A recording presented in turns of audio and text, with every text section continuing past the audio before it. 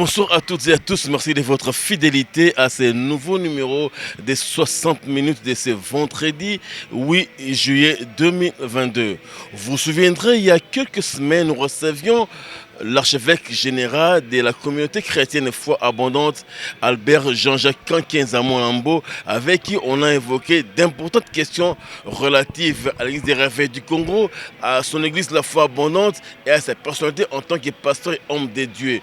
Nous sommes revenus quelques semaines après avec le même invité, je citais Albert Kankenza Molambo, qui parle de beaucoup de questions suscitées après son passage sur nos antennes, notamment la polémique née du fait qu'il est qualifié de Dokamba de son enfant spirituel et son option de refaire l'unité de l'ERC des réveils du Congo et d'importantes questions relatives à la vie du Congo ont été décortiquées dans ce deuxième entretien avec Albert Kankenza Molambo. J'ai au prix de suivre Freddy Takidi, allez-y.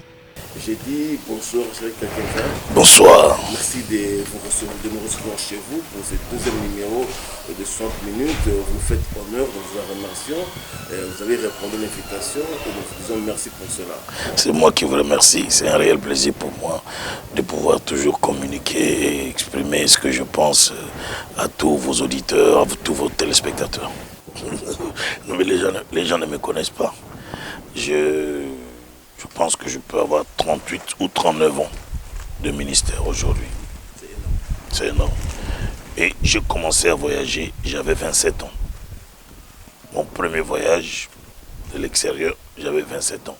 Je suis allé à Paris, en mission, par la foi.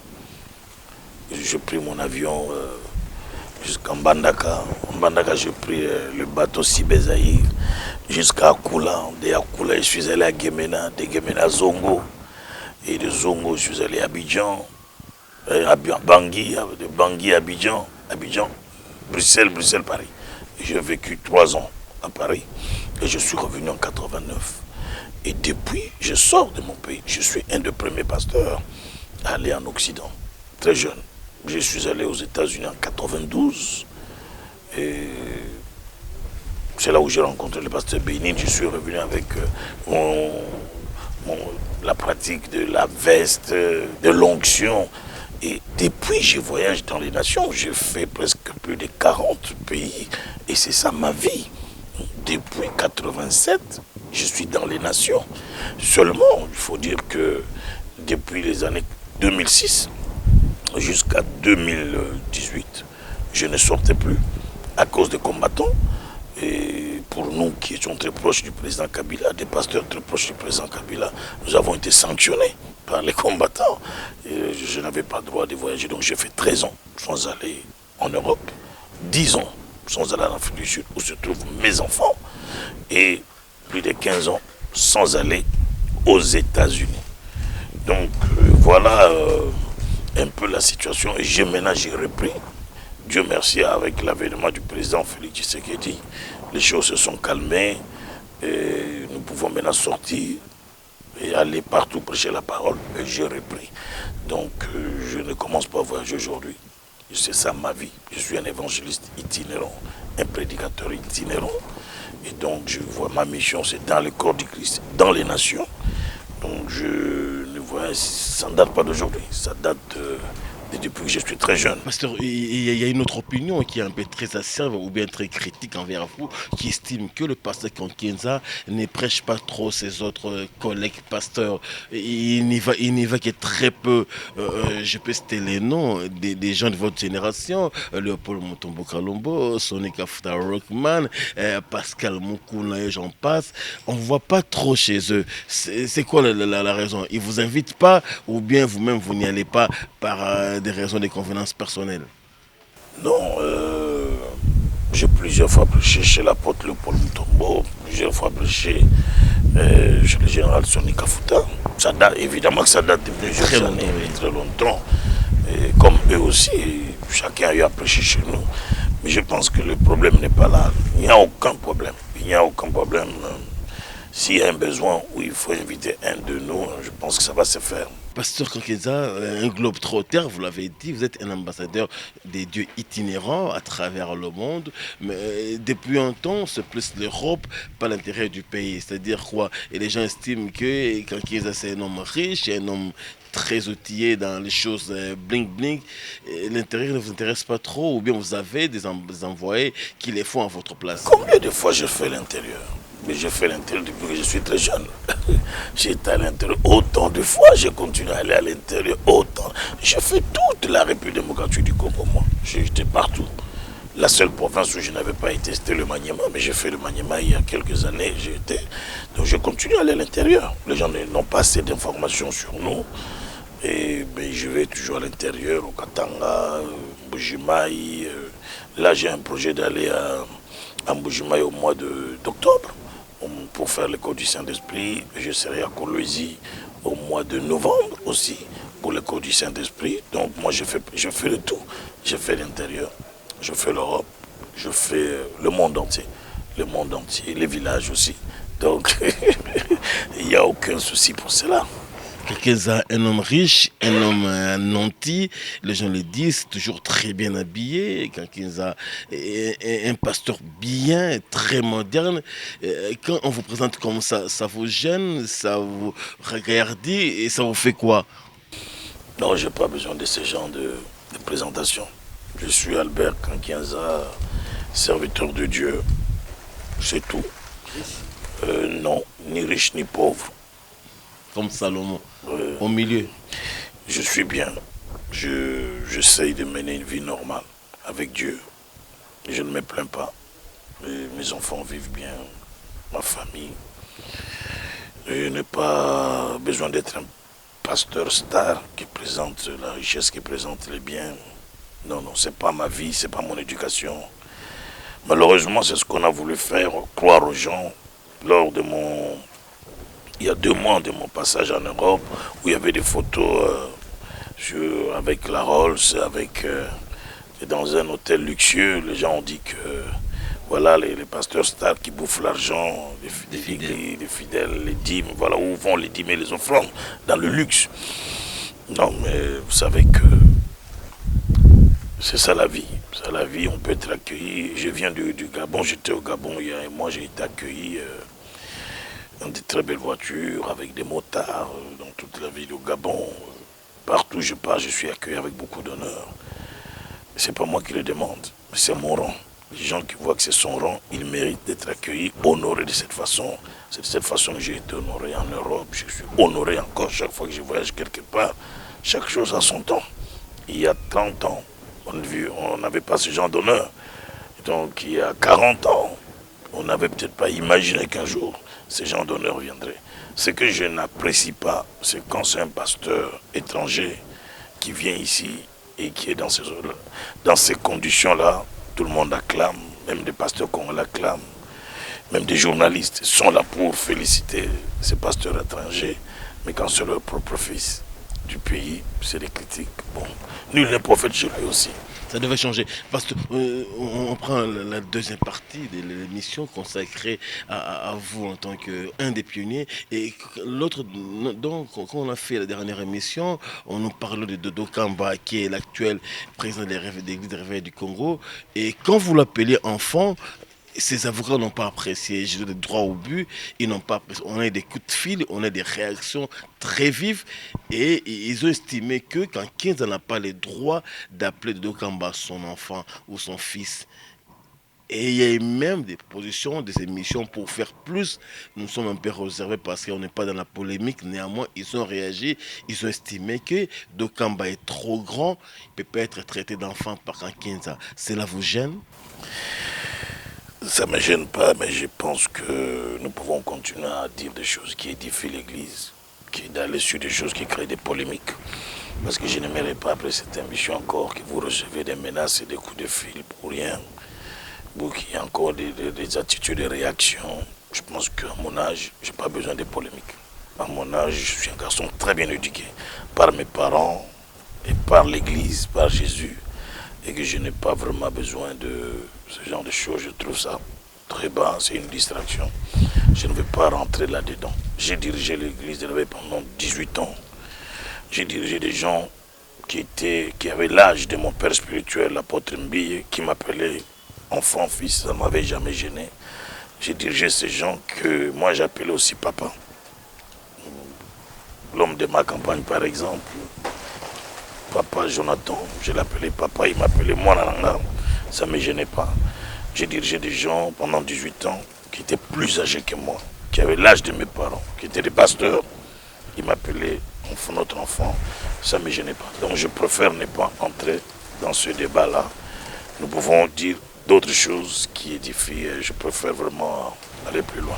Non, parce que on insiste parce que ces choses-là, vous l'avez dit, pour édifier l'Église, il faut, on l'a dit au début ici, il faut de l'humilité, il faut de la considération de l'autre, le respect, la confiance pour mettre en mal la méfiance. Mais quand entre vous qui êtes des pionniers, ça, je le dis, ça a peur d'être contredit. Et je suis journaliste, j'ai cette investigation, vous voir avec Dodo Kamba, et on sait qui est le père, qui est le fils, ça, il n'y a pas de débat. Mais si les gens ne reconnaissent pas, il y a problème.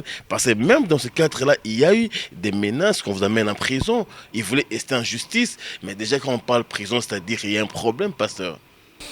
Oui, effectivement, qu'il y a eu ce genre de propos, que j'allais me retrouver en prison. Mais j'attends, je continue d'attendre d'aller en prison. C'est tout. Je ne vais pas aller trop loin. Je suis là en train d'attendre que j'aille en prison, c'est tout.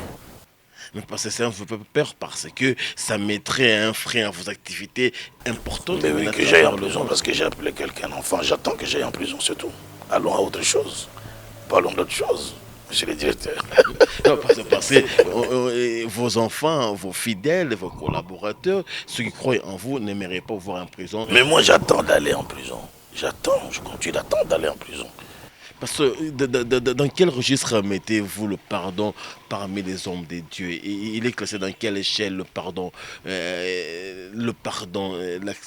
Accepter le pardon, demander pardon, reconnaître que c'est lui qui est là, il a commencé vraiment, il est grand. Ce sont des choses, mais dans quelle échelle des valeurs selon vous? Vous insistez tellement sur ces registres. C'est important parce que les gens en ont parlé quand on a fini l'émission, on a des appels, des textos, les gens ont insisté sur ces choses-là, raison pour laquelle quand vous encore, c'est une opportunité, on peut en profiter et aider ceux qui vont suivre cette émission. Oui, mais je ne vais pas retourner là-dedans, je ne vais pas faire un recul, ça parce que je considère qu'à mon âge, je n'ai pas besoin de polémique, je ne suis pas un musicien, je ne suis pas une star. Pour faire une émission de polémique, comme nous le voyons. Je suis un homme de Dieu, un garçon bien éduqué, un garçon de bonne classe, de bonnes mœurs. Donc, je ne souhaite pas aller sur le terrain des polémiques. Ça ne me ressemble pas du tout. Pas du tout. Et ceux qui me connaissent savent que ce n'est pas ça mon éducation. Donc, je ne voudrais vraiment pas, s'il vous plaît, tomber là-dessus. Mais pour répondre brièvement à votre question, le pardon à sa place. Pour un chrétien, il faut apprendre à pardonner. Un chrétien qui ne pardonne pas, il y a beaucoup de questions à se poser parce que le pardon ne vient que dans la vie de celui qui est brisé, ne vient que dans la vie de celui qui n'a plus une haute opinion de lui-même. Le pardon ne vient que dans la vie de celui qui n'est pas orgueilleux, arrogant. Le pardon ne vient que dans la vie de celui qui a véritablement rencontré le Seigneur Jésus. Mais quand on n'a pas vraiment toutes ces expériences personnelles avec Jésus, il y a encore la haute opinion de soi-même, il y a le langage arrogant, insolent. Il est difficile de pardonner. Parce qu'en ce moment-là, vous vous dites, moi, mon statut, mon rang, je ne peux pas être traité comme ça, je ne peux pas pardonner. Moi, je suis là. Qu'est-ce qu'on ne dit pas des grands Kienza? Depuis que je prêche, j'ai été présent des églises de réveil, j'ai entendu des choses sur moi, des émissions faites contre moi. J'ai suivi moi-même des gens qui m'insultaient, des pasteurs à la télévision. Je n'ai jamais fait un problème avec quelqu'un. Vous allez vous mettre à répondre à tout le monde qui vous critique dans la vie. Je regarde, je dis, c'est son droit de s'exprimer, c'est son droit de parler. Puis je pardonne. Jésus nous a donné la leçon de pardon. Et il dit, Père, pardonne-leur. Ils ne savent pas ce qu'ils font. Mais pourtant, ces gens disaient qu'ils savaient ce qu'ils faisaient. Ils ont même dit que les conséquences tombent sur nos enfants. Nous acceptons. Donc, pour eux, ils savaient ce qu'ils faisaient. Mais Jésus dit, pardonne-leur. ils ne savent pas ce qu'ils font. Je crois que quelqu'un écrit un livre en disant le pardon libère. C'est une puissance qui libère. C'est vrai, il a raison. Ça vous libère vous-même quand vous pardonnez. Ça libère aussi les gens. Dernièrement, j'étais en Europe, j'ai rencontré des gens qui ne se parlaient plus depuis 2009. Des hommes de Dieu qui ne se parlaient plus. Et j'ai essayé de faire une réunion avec eux. Ils se sont parlé. Et un m'a dit, ah, je pensais que j'étais libéré de cette histoire, mais aujourd'hui je me sens vraiment que je suis libéré et je suis soulagé. Merci papa pour ce que vous venez de faire. Merci. Non, vous appelez papa. Bon. N'allez pas dans ces polémiques-là. Pasteur, merci de vos réponses, elles sont édifiantes, c'est très bien. Et on espère que la communauté chrétienne est édifiée également. Pasteur, revenons un peu à vous par rapport à vos activités chrétiennes de tous les jours. Finalement, Charismata va atterrir à Lemba. Finalement, Charismata devient un credo important. On entend les gens en parler dans les coins des rues, dans certaines églises même. Charismata atterri à Lemba, un autre festival de l'onction, une fois de plus. Pasteur, Charismata va aller où finalement? Ça va embrigader les autres credos chrétiens finalement? Non, non, on n'est pas là pour embrigader d'autres credos, on n'est pas là pour faire la course. En tout cas, loin de moi mais l'idée ça prend de plus en plus de l'ampleur. Oui, mais c'est une pensée. C'est une pensée passe. que j'exprime. Je montre ça à vos téléspectateurs. Ça, c'est une petite brochure qui explique ce que nous faisons. Charismata. Nous avons placé dans la ville pas moins de 30 panneaux pour indiquer l'événement qui aura lieu dans moins d'1 mois. Et des affiches, il y en a un peu partout maintenant. Quelques médias parlent. Charismata, c'est un mot grec qui signifie charis. Charis signifie grâce. Charisma qui signifie manifestation de la grâce. Et charismata qui signifie multiples manifestations de la grâce. Nous sommes des vases de terre, portant en nous des trésors, dit la Bible. Et le trésor que nous portons, c'est pour que nous soyons une bénédiction pour nos prochains et surtout pour la gloire de notre Seigneur Jésus lui-même. Donc voilà les charismata, arriver à faire exploser des dons. Comme vous êtes là, si vous êtes un chrétien né de nouveau, vous avez un don en vous. Mais quelquefois, les dons n'est pas opérationnel. Les dons ne travaillent pas. Mais il faut activer cela. Il faut activer ce don. Et pour activer les dons, il faut entrer en contact avec des gens qui peuvent activer. Moi, j'ai été appelé par Dieu très jeune et j'ai rencontré des gens par lesquels Dieu est passé pour affecter ma vie. Mon apôtre, l'apôtre Mbimoulaye, qui est mon pasteur. J'ai rencontré un vieux pasteur, Kazadi Mataï, qui m'a enseigné la parole de Dieu. J'avais 22 ans. J'ai rencontré Jean-Louis Jaillet, que je considère comme un père spirituel dans le ministère, parce que mon ministère est né du ministère de Jean-Louis Jaillet. Donc pour moi, il a affecté quelque chose. Et ensuite j'ai rencontré Bénigne, qui est pour moi un maître dans le domaine de l'onction, parce que c'est l'homme qui m'a appris l'onction. C'est l'homme qui m'a appris le Saint-Esprit. Et j'ai ramené dans ce pays le vent de l'onction. J'ai été le premier à mener dans ce pays le vent de l'onction. Le mot onction a commencé à être utilisé dans ce pays par la bouche de Kankiaza. J'ai été traité de magicien quand j'exerçais les opérations avec la veste, avec le souffle dans le micro. Aujourd'hui, 98% des pasteurs pratiquent ce que je faisais, qu'ils ont condamné. J'ai été condamné, crucifié. Aujourd'hui, personne ne peut plus encore parler de ça. C'est ça, charismata, multiples manifestations d'onction, multiples manifestations de grâce. Dieu est un Dieu de multiples systèmes. Dieu n'est pas un Dieu d'un seul système. L'Église ne doit pas être seulement assise sur un seul système, credo, rite, dogme, tout ça. Non, le Saint-Esprit n'est pas prisonnier de nos systèmes religieux. Le Saint-Esprit n'est pas esclave de notre tradition, de notre système religieux. Le Saint-Esprit est souverain et il veut que les gens ouvrent leur cœur et lui demandent d'entrer dans leur vie pour qu'ils explosent leur vie avec de multiples manifestations que j'appelle charismata. Ok, Pasteur Kenza, c'est très pédagogique, vous êtes là. Je crois que les jeunes dans votre domaine seront suffisamment enseignés. Mais je me dis, j'ai un petit bémol quand je vous entends parler, parce que Kenza, 40 ans bientôt des ministères chrétiens, et quand Kenza est fatigué, il veut transmettre aux jeunes, il doit arrêter là. Non, moi j'ai encore beaucoup d'années devant moi. J'ai encore beaucoup d'années, mais je transmets la connaissance. Je transmets la connaissance et je transfère l'onction. Il y a des gens qui ont prêché que quand vous entendez quelqu'un parler de transfert de l'onction, c'est qu'il veut mourir. Mais ça, c'est quel genre de prédication?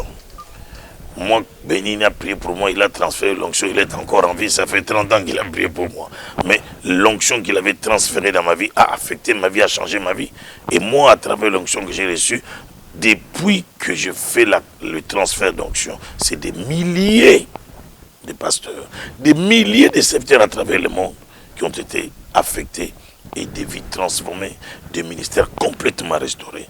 Donc ici, il ne s'agit pas de croire qu'on est fatigué, on a la fin de sa vie pour transférer, non. Élie l'a fait parce qu'il était à la fin. Élisée l'a fait, il était à la fin. Et les apôtres de Pierre, ils l'ont fait tout en exerçant le ministère. Et nous aussi, de nos jours, nous le faisons. Mais le transfert, à chaque fois que nous prêchons, nous transférons quelque chose. Est-ce que nous sommes à la fin? Chaque dimanche, là, dans nos cultes, mercredi, vendredi, quand nous enseignons, nous transférons quelque chose.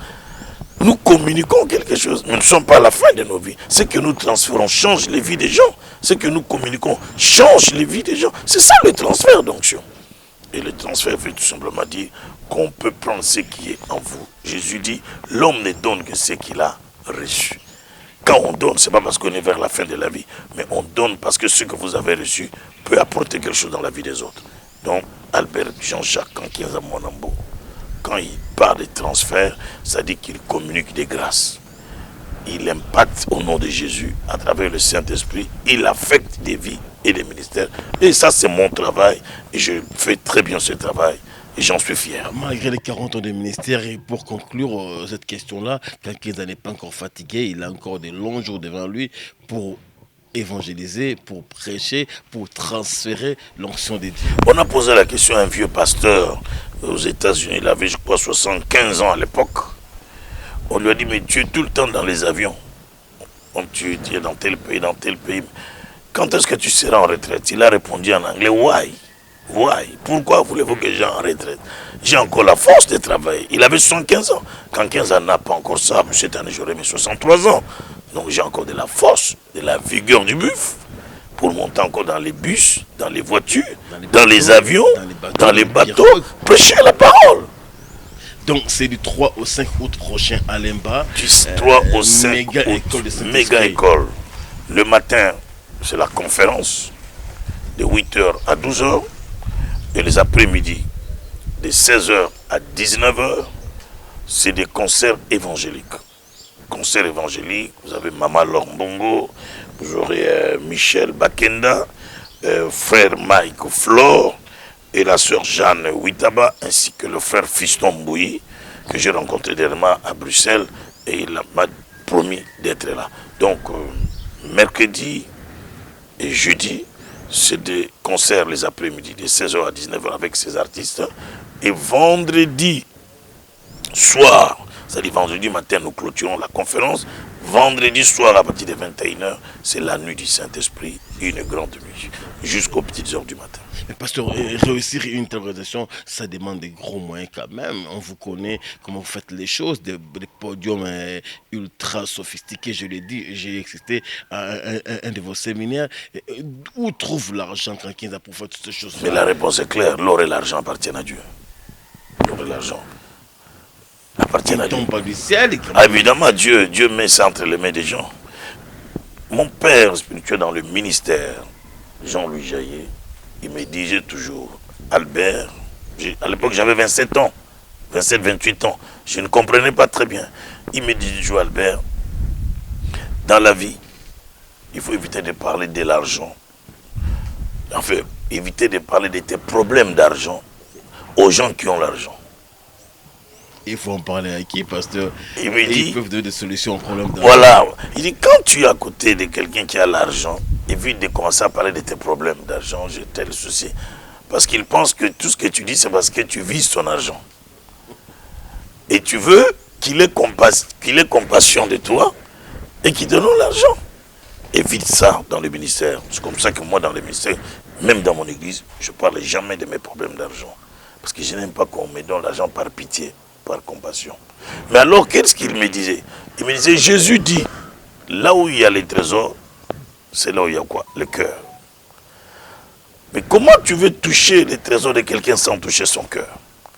Commence par toucher son cœur. Il mettra la main lui-même dans les trésors et il t'amènera les trésors. Donc, je pense, à mon avis, qu'il ne faut pas être charlatan, mercenaire, un brigand, pour aller toucher au trésor de quelqu'un sans toucher son cœur. Il faut parler aux gens de Jésus, du royaume, de l'amour infini de Dieu, de la lumière de la bonté de Dieu. Les gens seront touchés par ces gens d'enseignement et eux-mêmes mettront la main dans le trésor. Sans que tu ne le demandes, ils viendront avec les trésors vers toi pour que tu accomplisses l'œuvre de Dieu. D'où vient l'argent? L'argent vient des trésors de ceux qui sont touchés. Et c'est eux qui m'apportent l'argent pour faire ce travail. Grand rendez-vous pour les enfants de Dieu, pour le Congo exactement, pour tout chrétien qui veut recevoir l'onction du 3 au 5 août prochain au terrain GD à Lemba avec l'archevêque général de la foi abondante, Kakieza Monambo. On s'approche vers la fin de l'émission. J'ai une question qui me taraude l'esprit depuis quelques semaines. Il y a des gens qui estiment que vous avez dit vous-même, bientôt 63 ans, encore fort, vigoureux, et le buffle est encore présent. Et les gens qui estiment que Albert Kankenza peut diriger l'église des réveils du Congo, vous en avez les atouts. Vous-même, quand vous le dites comme ça, pensez-vous que la chose vous dérange, la chose est mal ficelée, ou bien de vos atouts, de votre connaissance, de votre façon de faire les choses de Dieu, vous avez encore les épaules pour diriger une institution si importante que l'Église des réveils du Congo, de votre ressenti personnel? Non, même si on me le demandait, je ne le ferai pas. Et s'il n'y a que vous, pasteur? Il n'y a pas que moi. S'il n'y avait que vous, selon une certaine opinion. Non, Dieu a beaucoup de provisions. Élie a voulu dire que je suis resté le seul. Dieu lui a dit, j'ai encore 7000 qui n'ont pas fléchi les genoux. Donc je ne peux pas avoir, moi, la prétention de considérer qu'après avoir dirigé cette église pendant 18 ans, et qu'au jour d'aujourd'hui, il n'y a que moi. Non, ça c'est de la prétention, c'est de l'orgueil, c'est de l'arrogance. Non, il y a des gens qui dirigeront cette église. C'est vrai que j'ai été le tout premier président à diriger une institution qui n'avait jamais existé, qui était sans forme. Et poser les jalons. Je posais les jalons. Je peux revenir à vous pour reposer certains jalons. Non, je suis là pour donner des conseils. L'unité fait défaut aujourd'hui. Non, je suis là pour donner des conseils. Je peux donner des conseils. Mais moi, je m'occupe de mon ministère aujourd'hui, de mon église. Je pense que c'est amplement suffisant pour moi. Je n'ai vraiment pas envie de me retrouver encore dans... C'est trop de boulot, hein. C'est trop de boulot. Si c'est pour la bonne cause. C'est trop de boulot, c'est trop de conflits, c'est trop de mauvaise humeur à gérer chaque jour. Gérer le pasteur, c'est pas facile, hein. Gérer le pasteur, mais j'en sais quelque chose. C'est des dossiers à gérer chaque jour, des conflits à gérer, des humeurs à gérer. Et maintenant, je voudrais gérer les humeurs des membres de mon église, des membres de ma famille et gérer mon ministère. C'est amplement suffisant pour moi. Pasteur, on revient à votre activité, et ça vous tient à cœur, méga école du Saint-Esprit, au TRGD à Lemba. Au-delà du fait qu'il y aura transfert de l'onction, au-delà du fait qu'on va impacter les vies, quel sera le message clé de cette grande école du Saint-Esprit? C'est une école destinée à quiconque sert Dieu. Pas seulement des prédicateurs, pas seulement des pasteurs, hommes d'affaires, femmes d'affaires, qui servent Dieu avec leurs biens, avec leurs finances. Les chantres, les protocoles, les gens qui servent Dieu dans les services de sécurité, des intercesseurs, des gagneurs d'âmes. Voilà des gens à qui je m'adresse. Je m'adresse à tous ceux-là pour qu'ils viennent écouter l'enseignement, le message sur charismata, pour que des grâces qui sont en eux, qui sont dans les statu quo, il y a des grâces qui sont aujourd'hui dans les tombeaux, qui doivent ressusciter, des grâces qui sont dans les statu quo, qui tournent en rond, qui doivent connaître une percée, l'explosion, multiples manifestations de grâce, charismata. C'est un événement. C'est ça même le réveil. C'est ça même le réveil, le charismata. Nous sommes Église Réveil parce que nous avions mis l'accent sur le charismata. Sans appeler charismata à l'époque, on appelait en français groupe de prière charismatique. Mais le mot charismatique vient du grec charis, grâce, charismata, manifestation de la grâce, charismata, multiples manifestations. Charisma, charismata. Groupe de prière charismatique. C'est comme ça que dans nos groupes de prière, quand on vous prêche la parole, vous allez au baptême. Et le jour même du baptême, on faisait l'imposition de main pour que les charismes se manifestent sur vous. Il y avait le baptême du Saint-Esprit, le parler en langue, la prophétie. Les dons se manifestaient juste après le baptême. Mais aujourd'hui, on ne fait pratiquement plus. Mais c'était ça, la priorité. Le baptême et l'onction du Saint-Esprit, les charismes. Donc je voudrais aujourd'hui, tous ceux qui me suivent, qui sont des fidèles dites des églises de réveil, évangéliques, pentecôtistes, qui veulent voir des grâces, des talents qui sont en eux, qui dorment, que ça se réveille, qui sont morts, que ça ressuscite, qui tournent en rond, que ça puisse connaître le progrès de percer. Le rendez-vous est celui-là. Un événement en ce moment dans la ville, c'est le Charismata, Festival d'onction, méga école du Saint-Esprit, du 3 au 5 août sur le terrain GD. De 8h à 12h, tous les serviteurs de Dieu, venez-y. Et de 16h à 19h, des grands moments de louange, des grands moments d'adoration avec des chantres chrétiens. Et vendredi, nous allons clôturer avec la nuit du Saint-Esprit sur le terrain GD. Alors, parce qu'on ne peut pas arrêter cette émission sans pour autant parler du Congo, qui est votre pays, qui vous chérissez tant. Le Congo est en panne dans l'Est, le Nord Kivu, l'Ituri. Et les recettes, beaucoup ont échoué. La diplomatie ne semble pas marcher. Et les armes ne sont pas encore au point. Si on peut faire recours aux hommes de Dieu pour prier pour le pays, vous le faites. Vous pensez un jour que le Congo, son unité, va être replacé dans la carte du monde? Le Congo, c'est le seul héritage que Dieu nous a donné. Et moi, j'ai toujours dit, le Congo, c'est notre héritage. Joseph, tout en étant en Égypte, comme Premier ministre, vers la fin de sa vie, il rassemble ses frères et dit, je sais que Dieu vous visitera un jour. Et quand Dieu vous visitera, déterrez mes os. Vous allez m'enterrer aujourd'hui. Mais quand Dieu vous visitera, déterrez mes os et amenez mes os à la terre promise, qui est le seul héritage que Dieu a donné à nos pères, Abraham, Isaac et Jacob, Canaan. Quel patriotisme, jusque dans les eaux. Il dit déterrer. Et lorsque Dieu a visité, il parle pendant que Joseph parle, les Hébreux ne sont pas encore dans la servitude, ni esclaves. Ils sont à l'aise. Parce que Joseph les a mis à l'aise en Égypte. Mais Joseph dit, Dieu vous visitera. Quand Joseph meurt, ce peuple traverse des moments difficiles après Joseph. Le pharaon qui vient, il fait d'eux des esclaves pendant 4 siècles. Et tout le monde attendait maintenant la visitation dont a parlé Joseph. Et quand la visitation arrive par Moïse, Moïse libère les enfants d'Israël. Les gens se souviennent. Joseph avait dit que Dieu allait nous visiter pour nous conduire dans notre terre promise. Déterrons les ossements de Joseph. Ils sont allés à la tombe de Joseph. Ils ont déterré les ossements de Joseph. Pendant 40 ans dans le désert, ils ont traîné avec les ossements de Joseph. 40 ans après, ils entrent dans la terre promise et ils enterrent Joseph dans la terre promise. Congo, c'est notre terre promise. J'aime mon pays. C'est dans le sang, c'est dans mon ADN. Et nous souffrons tous de ce qui se passe dans notre pays. Particulièrement à l'Est. L'agression, l'invasion dont nous sommes victimes. Que pouvons-nous faire en tant qu'hommes de Dieu face à toutes ces choses? Les armes avec lesquelles nous combattons ne sont pas charnelles. Elles sont puissantes, capables de renverser les forteresses, capables de renverser les raisonnements. Et c'est ça notre clé. Je pense que seul, on ne peut pas y arriver. Mais il va falloir des initiatives, des hommes de Dieu qui sont des voix, pas des hommes de Dieu qui sont des échos. Parce qu'il y a des hommes de Dieu, ce n'est pas une injure, hein, mais c'est une vérité.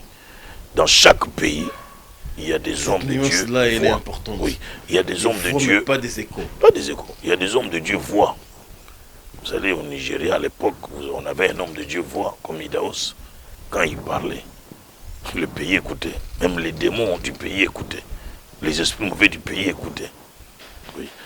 Nous devons arriver à ça aux États-Unis d'Amérique. Des hommes comme ça, des Oral Robert, des Branham à l'époque, les Kenneth Hagin, c'était des hommes voix. Quand ils parlaient, la nation écoutait. Billy Graham. Moi, je me rappelle un jour, j'ai assisté à une réunion, un petit déjeuner avec le président Bill Clinton. J'étais là dans la salle. Et lorsqu'on a reçu Billy Graham, parce que Billy Graham était assis à côté de Bill Clinton, et c'est Billy Graham qui devait prêcher ce jour-là. Bill Clinton s'élève et il présente Billy Graham. Il dit, je voudrais vous présenter un homme, une voix dans ce pays, un homme dont la sagesse inspire le peuple américain. Je vous invite à accueillir le docteur Billy Graham, les députés, les sénateurs, les ministres, les invités, tout le monde était debout pour accueillir Billy Graham. On dit, l'homme voit, l'homme dont la sagesse inspire le peuple américain. Ça sort de la bouche du président de la République. Et le Congo a des hommes voix. Le Congo a des hommes dont la sagesse peut inspirer cette nation. Il faut le reconnaître. En êtes-vous un? Je pense. À mon avis, oui. Avec toute modestie, je pense. Je peux être un de ces hommes que l'État peut reconnaître, inviter ces gens pour leur dire voilà ce qui se passe dans le pays. Vous êtes des hommes voix, vous êtes des gens avec votre sagesse, vous inspirez ce peuple. Dites à votre Dieu quelque chose. Et ça c'est important parce que nous, on n'a pas les armes charnelles. Nous avons les armes spirituelles, mais si on peut nous mettre ensemble et parler pour la nation, nous pouvons le faire, on peut voir les choses changer. Pasteur, nous vous remercions. Le meilleur arrive toujours à la fin. Malheureusement, ces dernières phrases, elles sont pertinentes, édifiantes. Je pense que le pays vous a écouté, les Congolais vous ont écouté, et ça portera des fruits, nous l'espérons. C'est moi qui vous remercie, parce qu'à chaque fois que je fais des missions avec vous, je sais qu'à travers vous, des milliers, des millions de personnes nous suivent, au Congo-Brazzaville, en Europe, partout dans le monde, en RDC. Je voudrais vous dire un grand merci d'être venu chez moi, pour que je puisse m'exprimer et faire passer le message de Dieu à travers votre télévision Canal Kin. Je remercie les DG qui vous envoient faire cette émission avec moi et je bénis cette entreprise pour qu'elle aille de l'avant et que Dieu vous bénisse vous-même avec votre équipe technique. Que Dieu vous bénisse. Merci, pasteur. Merci également à vous de votre confiance et fidélité, d'avoir été des nôtres pendant 5 minutes qu'on a partagé avec l'archevêque de la foi abondante, Jean-Jacques Nkenza Mwanambo. Les rendez-vous pour lui et pour tous les chrétiens, c'est du 3 au 5 août prochain au terrain de Alemba. Et quant à nous, c'est les vendredis prochains pour un autre numéro fidèle à notre programme. Bonne soirée chez vous et bye bye.